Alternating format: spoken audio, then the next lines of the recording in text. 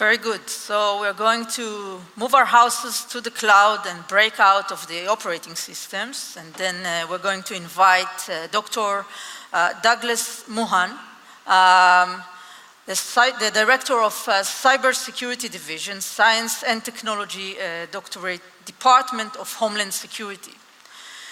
Dr. Douglas Maughan is the Cybersecurity Division Director of Homeland Security Advanced Research Project Agency within the Science and Technology Doctorate of the Department of Homeland Security.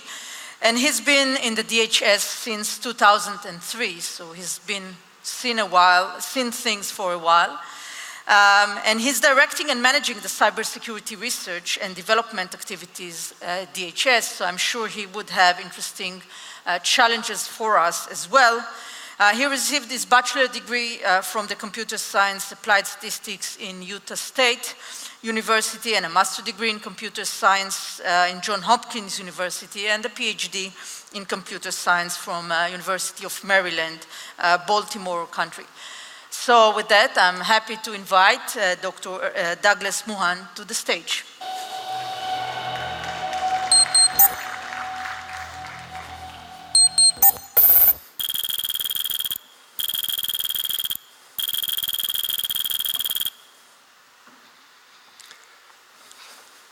Thank you, Dorit. I appreciate the opportunity to be here. For those of you that are still left, I do realize I'm the last thing before lunch. So we'll try to make it quick. When you think about innovation, do you think of government?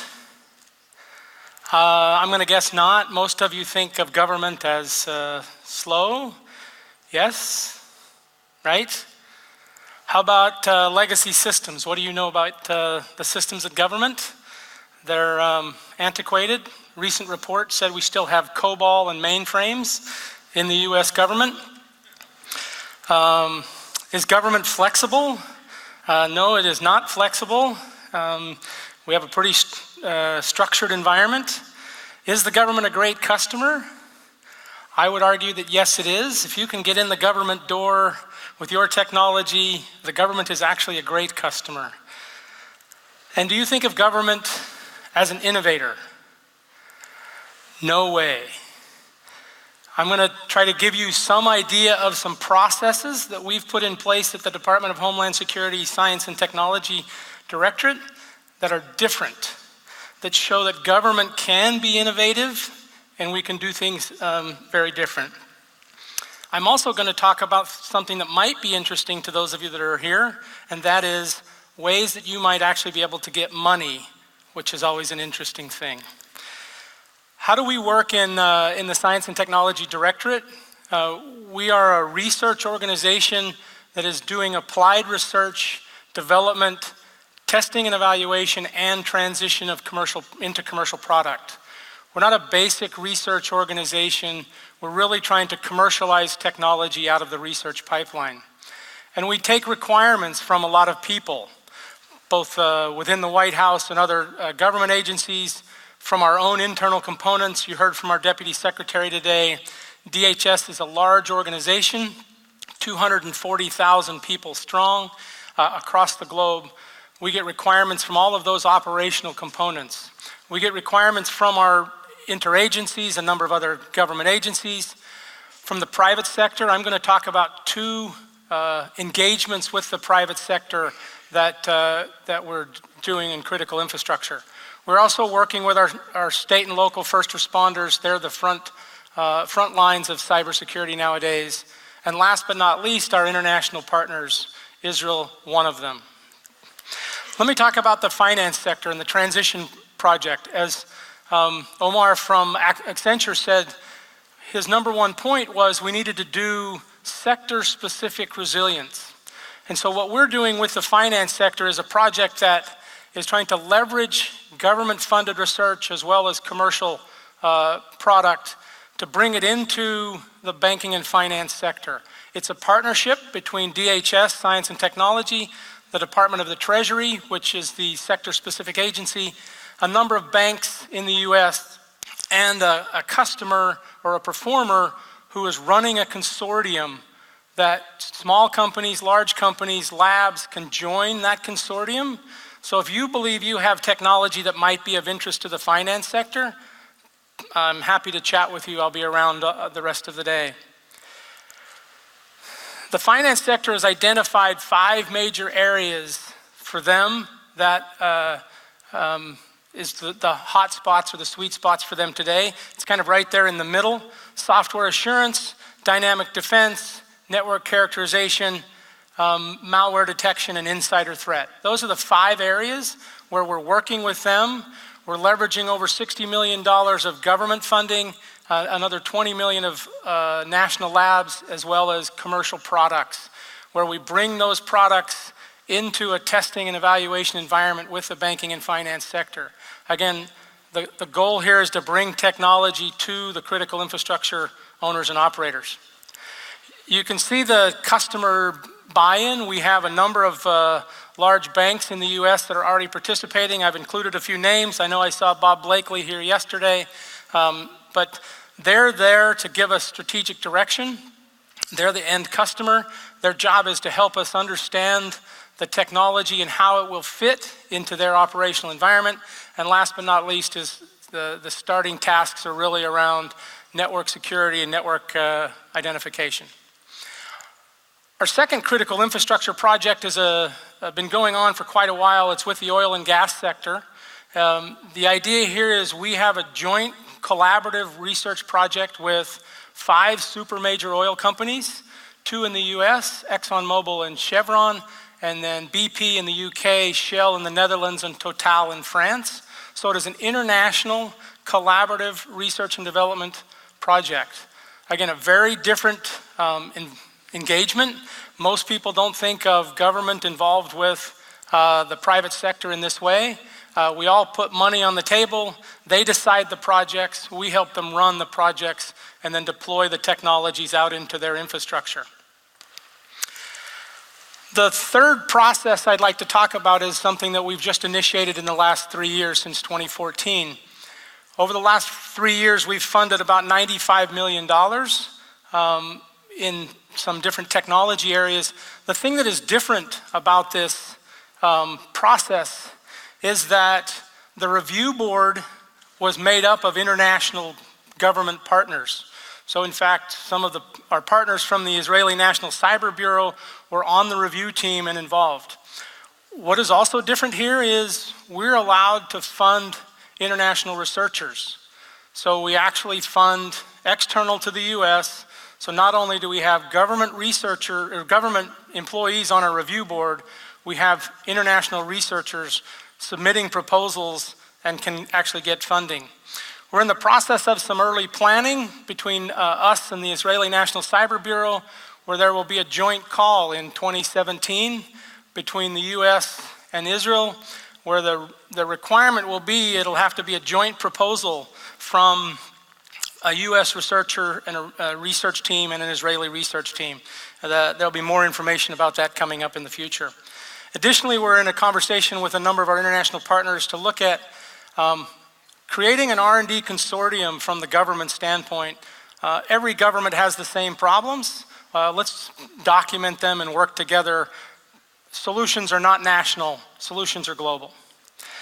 The fourth process I'd like to talk about, some of you may have heard the announcement that the Department of Homeland Security has opened up an office in Silicon Valley.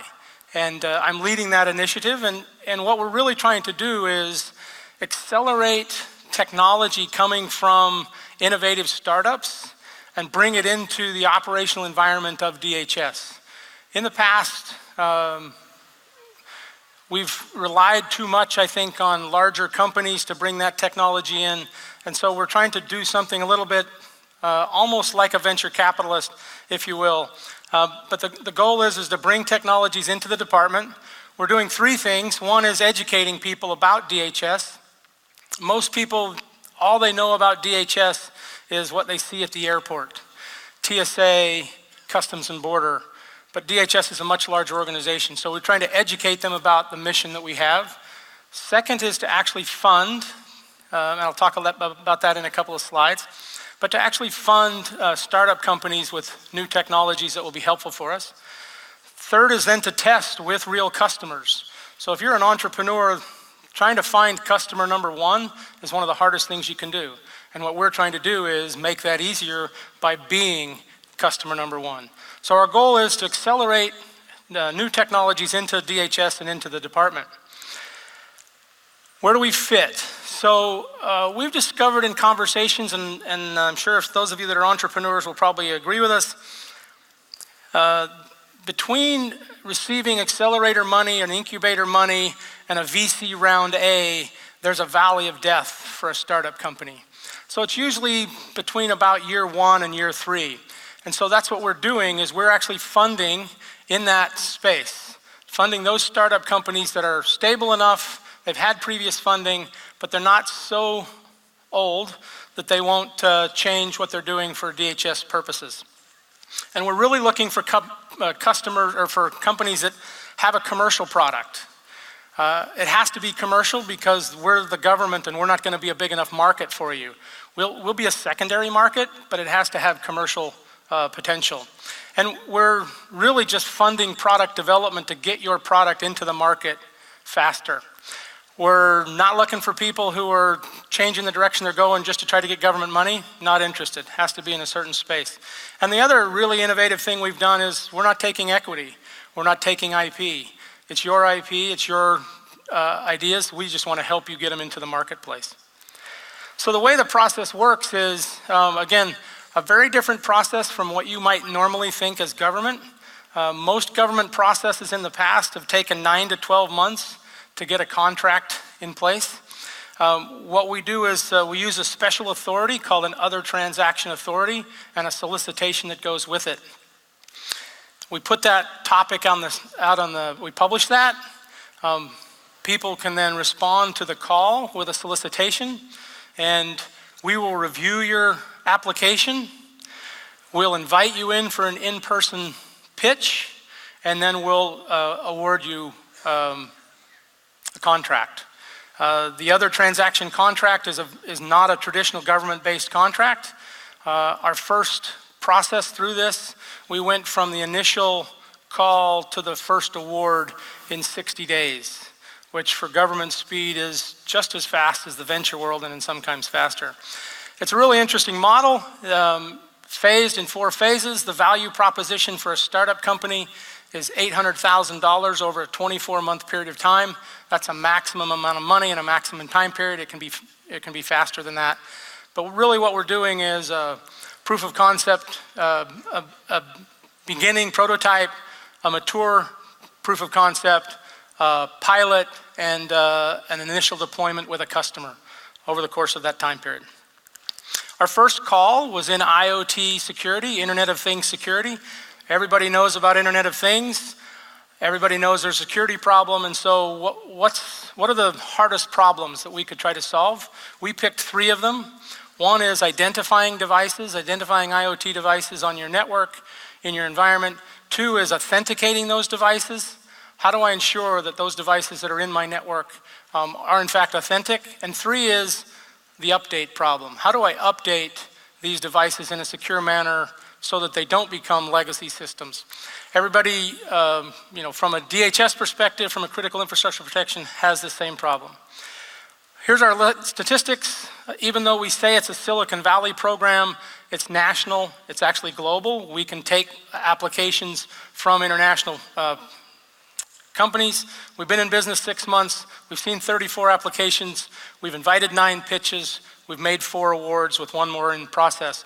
But the innovative piece is from the time we put the call on the street until we award, it's less than 60 days. There are some open calls out there if you're interested. The IoT call is still alive and well. If you think you have an IoT security solution, love to talk to you. Our 2 latest calls, one is on wearables for canines. So DHS has a lot of dogs at the airport and other places. They're looking for help monitoring capabilities for dogs. The second one is something called the Global Travel Assessment System. It's an open source system that the DHS has published that is made available to all other countries. They've open sourced it. They're now looking for improvements to that software, mainly in the area of visualization and in user interface capabilities. With that, I'll close. Thank you again very much.